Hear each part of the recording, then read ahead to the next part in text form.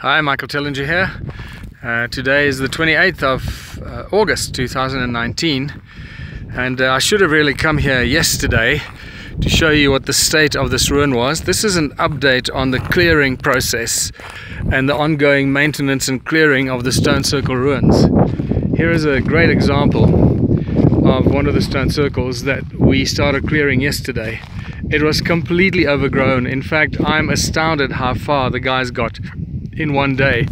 We still need to complete the 3-meter perimeter around it, and I see they've done a little bit around, but it seems like they went inside the ruin and started clearing the inside of it, and they're doing really well.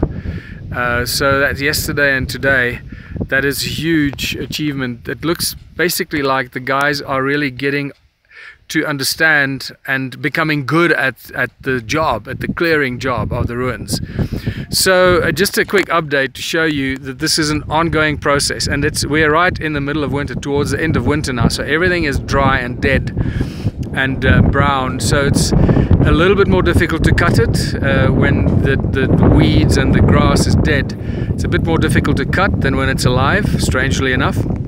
But what happens now that we hopefully in the next 2 days we'll finish this, what the intention is to do a 3-meter perimeter around the ruin that prevents fires from accessing it, from reaching it, and then cracking the stones on the walls so that they don't burn and crack.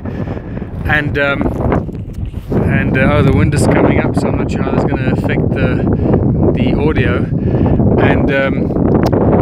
And then the idea is that we just keep it like that and come back every 2 weeks or 4 weeks in summer, because once the rain comes, this grass and the weeds start growing very, very quickly, and that's when it gets ongoing, tedious and expensive, and it becomes an ongoing process throughout all of summer. So basically from October through to May next year, 2020, is when this ongoing clearing process and the maintenance has to continue. Otherwise it just becomes overgrown and becomes prone to destruction because of the weeds, the grass, and then it burns. This unfortunately happened in one of the other ruins, which is just over there. You can just see it in the distance there. We still have to go back there and clear that one. And there was some grass and weeds right up against the external walls, and that just burnt, and we had a few cracked stones now in the walls that we unfortunately have to deal with. Well, we don't have to deal with it, they're there now, they cracked, and that's what we have to prevent in future. Now when we finished here today, so get an idea, this is a spectacular ruin. This is one of the greatest examples of how civilizations build on top of each other. You can see the external circular wall, the original wall, and then on the inside you see square structures and round structures, as different people at different times were inhabiting this and turned it into their dwelling place. So very good report this today. I'm very excited. As you can see, it's a team of 1, 2, 3, 4, 5, 6, 7, 8, 9 people here. 9 people that have to be paid with their tools, their machetes, their fuel.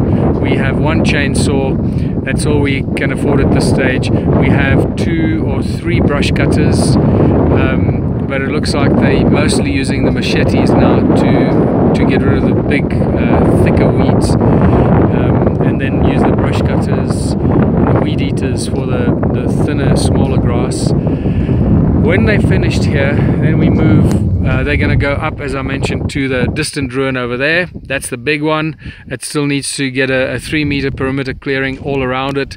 That is probably about a 500-meter perimeter, so that's 1,500 feet. 1,500 feet perimeter around it, so that's quite a big clearing. And when they finish there, they're coming to this ruin right in front of us. You can't even see it. It's completely overgrown by wattle. This very fast growing tree. It's more like a bush tree weed. It's an invasive species in South Africa from Australia. Most of our invasive species here seem to come from Australia. And as I walk, I just picked up on a beautiful fossil right down here below my feet, just so you have an idea. That's clearly something. You can see that rounded head there. So in fact, it's up on this hill that I found the heart and one of the phalluses, but that's for another story.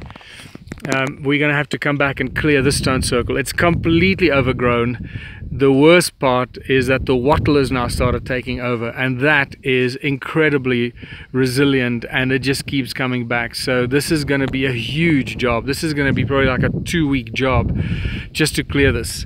And to understand the costs of the clearing, the costs are, it's costing us about 1,500 Rand a day. 1,500 Rand, so about $100 to $120 a day to supply the guys with the tools and with what they need, and to pay them a reasonable fee, an acceptable daily fee.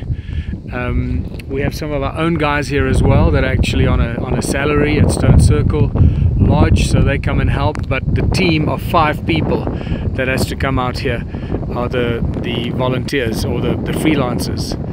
So this is the task, and yeah, until later, this is Michael Tellinger. Just a quick report on what's happening here, all the clearing that needs to be done. So if you can afford to sign up to become a patron of the Stone Circle Museum, please do so, because your monthly contribution goes towards not just the museum, the maintenance of the museum, all the artifacts there, the curator, but also the maintenance of the stone circles and the preservation of the stone circles.